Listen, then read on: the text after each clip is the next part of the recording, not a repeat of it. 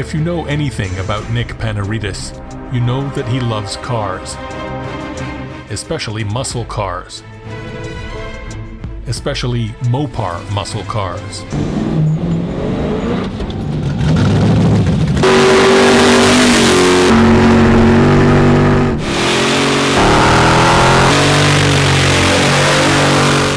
He and his brothers have been around them forever.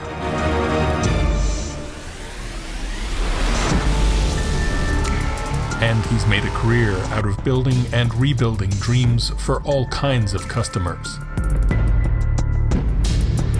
All that time, Nick has dreamed of owning a U-Code Challenger, just like the one in his favorite car movie, Vanishing Point. The one Kowalski drove across 3 states and into history in 1971.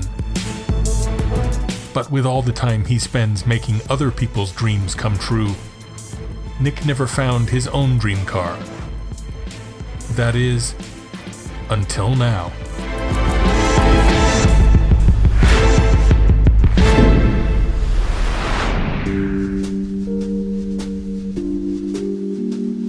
Nick has been looking for a real U-Code 1970 Challenger for a long, long time. And when one came up for sale in Thunder Bay, about a 20-hour drive from the garage, he didn't waste much time before heading out to get his hands on the car. And here we are at 7 in the morning at the Pierre-Éliott Trudeau Airport. And I'm off my way to catch a flight from here in Montreal to Toronto, and then from there we're going to go off to Thunder Bay, and let's go check out that Challenger and pick it up and bring it home.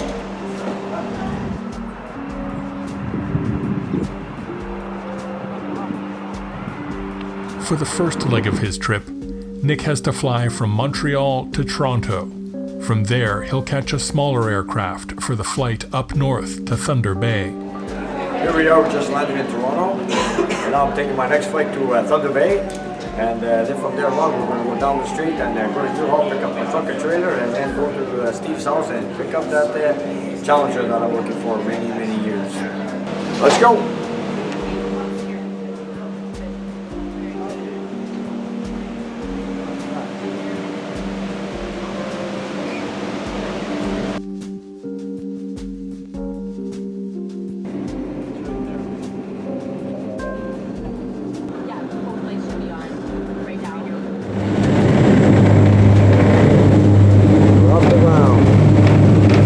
Toronto, we're on our way to Thunder Bay.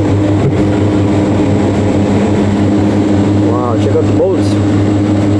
There's a Navy ship down there. Look at that, what a big city Toronto is. What a sight.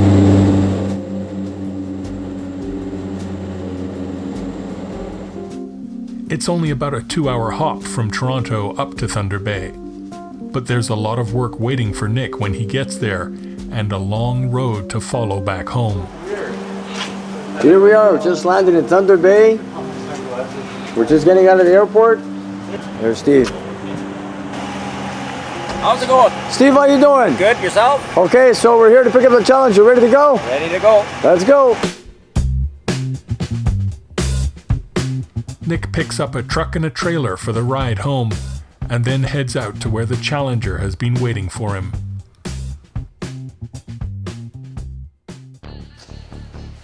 Here it is. 1970 Dodge Challenger, all in pieces, up here in Thunder Bay. And now we're just about to put all the pieces in the truck, and then push this car on the trailer and take it home. The car may be Nick's dream, but it's still a long way from home, and a longer way from finished. There are some correct pieces, some missing. Some work has been done over the years, but almost all of it needs to be redone.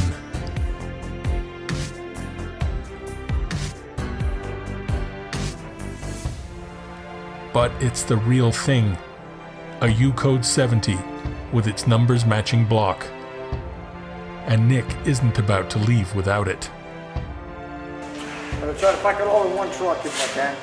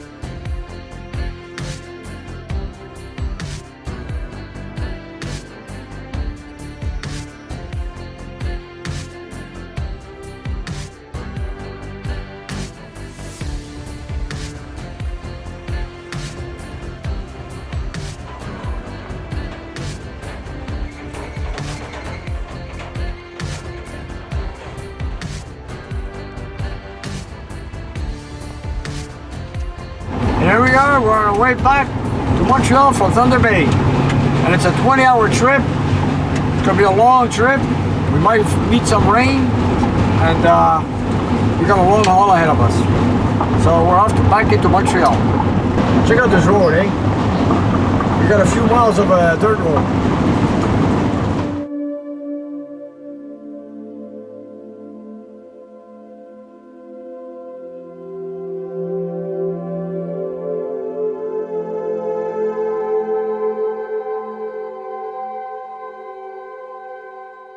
If Nick was making this run in his Hellcat, it would probably be about a 12-hour haul. But the rental truck is limited to 120 clicks. So Nick rolls down the windows, cranks up the radio, and enjoys the stark landscapes of the Canadian Shield as he heads home with the car of a lifetime on his trailer.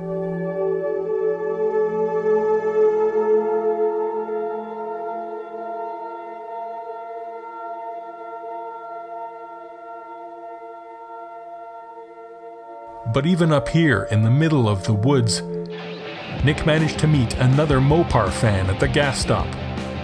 Met Jason here up in the Ontario Provincial Parks. Yep. Here we pulled over for gas, and this man used to have a Hemi Challenger. Hell and yes. And he took a look at it and goes, hey, what's that, a Challenger? Right on. 1970, picked That's her it, right buddy, out, that's man. it. And then I told him, you know that movie Vanishing Point? Yes, sir. Check it out. In the middle of nowhere, we meet a guy who's a Vanishing Point fanatic. Nothing quite like Kowalski. Oh, yeah, Kowalski. There you go, Kowalski. Yeah. It took a lot of work, let me tell you. There's a lot of pieces missing. This car's been sitting around like this for 15 years. They took it apart and they just gave up on it. She's got a little patina on her. A lot of You use. bet. It's a 4-speed car with the Nano 60. Check it out. Check out the Nano 60 there. Positive traction, yes sir. Actually called showroom grip in Chrysler. Yep. Gonna lace some rubber with that baby. Oh yes, and I can't wait to build this together. Oh yeah. All the way back to Montreal. We got a long ride. But when it's done, like I say, Mopar or no car, man. Check us out on YouTube, man. You got Check out that the right. Nick's Garage. Let's see us, okay? I'll be there. All right, Jason. Take You care. have man. a good one. All right.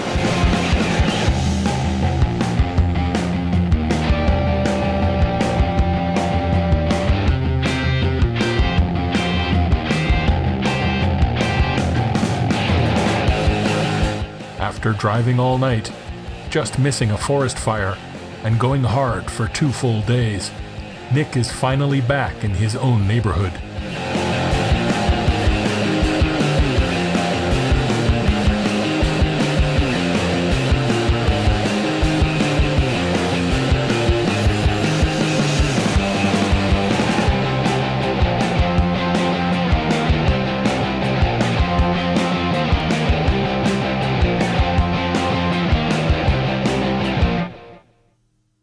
Oh yeah, this car's pretty rough, let me tell you. It's gonna take time to put together. It's gonna be a project and a half. It's worse than I thought it was. Now that I loaded it on my trailer, I noticed that when I loaded all the parts in the truck, a lot of the pieces are missing. Some pieces are damaged. Some pieces are really no good. So anyways, I've just got it. I bought it as it is, and I'm gonna do my best to put it together. I don't know what time frame I'm going to use or whatever. Depends how I can afford it right now at the moment. But we'll soon find out.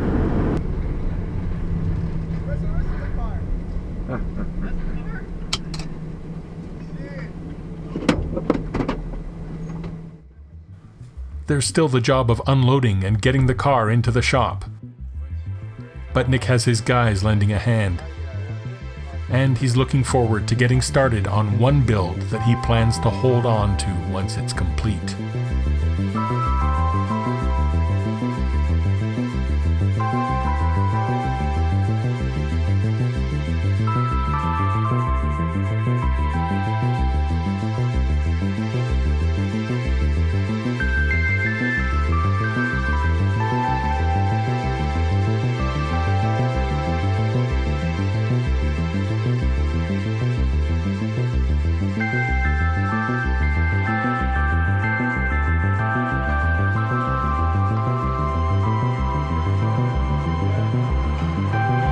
We're going to put underneath the TA Challenger.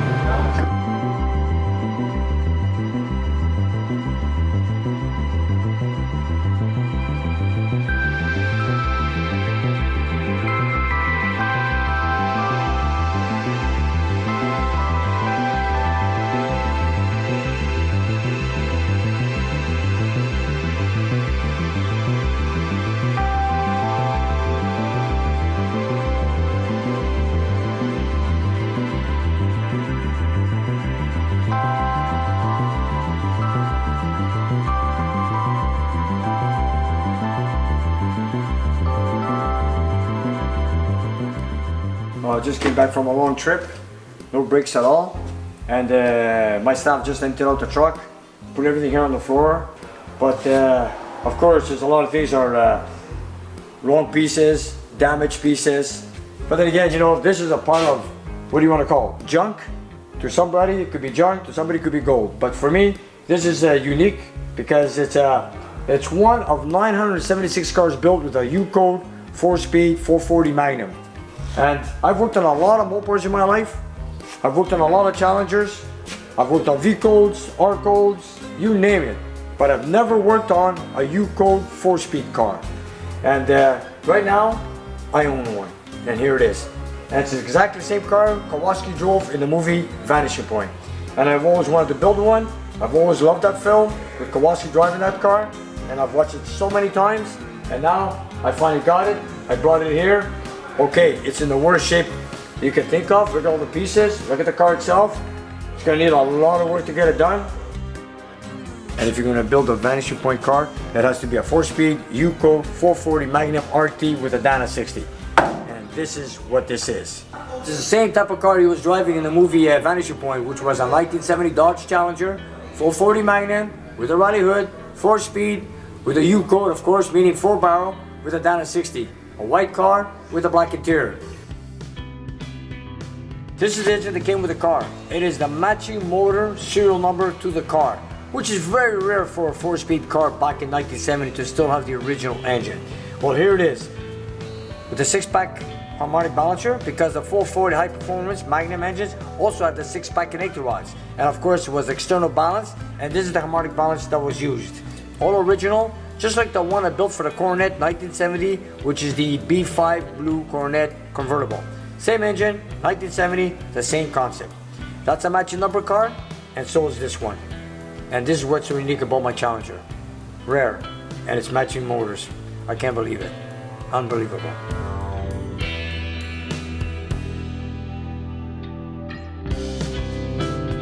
This car from the factory came as an F8 green, which is right here. This is the color. Then at one time, over the years, apparently the second owner painted the car white, just like the movie Vanishing Point. But then, after when he sold it, the third owner, I believe, painted the car purple. So, as you can see, it's got a few shades of colors. But it doesn't make any difference to me because it's all going to come off, and I'm going to make it white, Alpine white. And then, you know, I've built many cars and I've sold them all. Of course, everybody loves my cars. Every time I build one, everybody wants to buy it. When I finish building this one, I'm not giving the keys to no one. I'm going to keep them because I want to keep this car. I've gone through so much with so many years, with so many cars, and I got to give a special thanks to my wife, the mother of my beautiful daughter, that she knows I've bought the Hellcat and the TA. Then I said, you know what? I got to buy one more car. I got to buy my dream car, and this is it. And then she tells me, you know, don't you think you have enough cars? I said, yes, I do, you know, but this is something special. So I got to give her a big thanks. And she tells me, you know what, if it's your wish, go ahead and get it and bring it. And here it is.